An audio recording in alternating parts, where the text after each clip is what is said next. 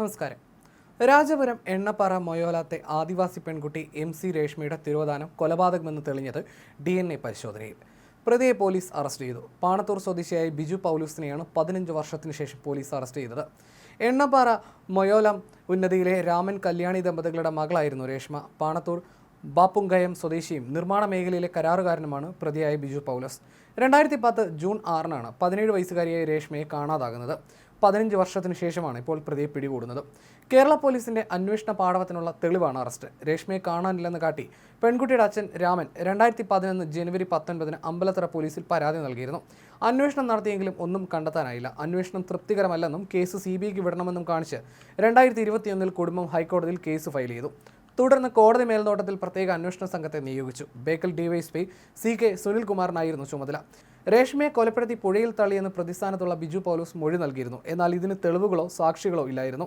അതിനാൽ പ്രതിയെ അറസ്റ്റ് ചെയ്യാൻ സാധിച്ചില്ലെന്ന് അന്വേഷണ സംഘം ആദ്യഘട്ടത്തിൽ കോടതിയെ അറിയിച്ചു. അന്വേഷണം തൃപ്തികരമല്ലെന്നും CBI അന്വേഷണം വേണമെന്ന് ആവശ്യപ്പെട്ട് 2024 ഡിസംബറിൽ കുടുംബം വീണ്ടും കോടതിയിൽ പരാതി നൽകി. തുടർന്നാണ് കോടതി അന്വേഷണം ക്രൈംബ്രാഞ്ചിനെ ഏൽപ്പിച്ച് ഉത്തരവിട്ടത്. ഹൈക്കോടതി നിർദ്ദേശപ്രകാരം ബിജു പൗലോസിനെ നിരവധി തവണ ചോദ്യം ചെയ്തിരുന്നു. അജാനൂരിലെ താമസ സ്ഥലത്ത് മരിച്ച നിലയിൽ കാണപ്പെട്ട രേഷ്മയെ പാണത്തൂർ പവിത്രംകായ പുഴയിൽ തള്ളിയെന്നാണ് ബിജു അന്വേഷണ സംഘത്തിന് മൊഴി നൽകിയത്. എന്നാൽ മൃതദേഹം കണ്ടെത്താൻ കഴിഞ്ഞിരുന്നില്ല. രേഷ്മയെ കാണാതായ സമയത്ത് പുഴയിലൂടെ ഒരു യുവതിയുടെ മൃതദേഹം ഒഴുകിയെത്തിയിരുന്നു. അജ്ഞാത മൃതദേഹം എന്ന നിലയിൽ സംസ്കരിക്കുകയും ചെയ്തിരുന്നു. മൃതദേഹത്തിന്റെ അവശിഷ്ടങ്ങൾ വീണ്ടെടുത്ത ക്രൈംബ്രാഞ്ച് സംഘം നടത്തിയ DNA പരിശോധനയാണ് പ്രതിയുടെ അറസ്റ്റിലേക്ക് നയിച്ചത്. ഇപ്പോൾ ഒരു എല്ലിന്റെ ഭാഗം ലഭിച്ചതിൽ നിന്ന് നടത്തിയ DNA പരിശോധനയിൽ അത് രേഷ്മയുടേതാണെന്ന് തെളിഞ്ഞുവെന്ന് കുടുംബം അറിയിച്ചു. ക്രൈംബ്രാഞ്ച് കണ്ണൂർ SP പ്രജീഷ് തോട്ടത്തിലിന്റെ നേതൃത്വത്തിലാണ് കേസ് അന്വേഷണം നടത്തിയത്. 2010 ജൂൺ 6-നാണ് ബളാന്തോട് ഗവൺമെന്റ് ഹയർ സെക്കൻഡറി സ്കൂളിൽ നിന്ന് +2 പഠനം കഴിഞ്ഞ് കാഞ്ഞങ്ങാട് നഗരത്തിൽ TTC പരിശീലനത്തിനെത്തിയ രേഷ്മയെ കാണാതാകുന്നത്. 2024 ഡിസംബർ 9-നാണ് രേഷ്മ തിരോധന കേസ് ക്രൈംബ്രാഞ്ച് ഏറ്റെടുക്കുന്നത്. ബിജു പൗലോസ് പെൺകുട്ടിയെ തട്ടിക്കൊണ്ടുപോയി അപായപ്പെടുത്തിയതായി ബന്ധുക്കളും ആദിവാസി സംഘടനകളും ആരോപിച്ചിരുന്നു. അറസ്റ്റ് ഉണ്ടാകാൻ സാധ്യതയുള്ള ഘട്ടങ്ങളിലെല്ലാം പ്രതി ഹൈക്കോടതിയിൽ നിന്ന് മുൻകൂർ ജാമ്യം നേടിയതും അന്വേഷണത്തെ പ്രതികൂലമായി ബാധിച്ചു. രാജ്യം വിടാതിരിക്കാൻ പ്രതിയുടെ പാസ്പോർട്ട് അന്വേഷണ സംഘം കസ്റ്റഡിയിലെടുത്തിരുന്നു.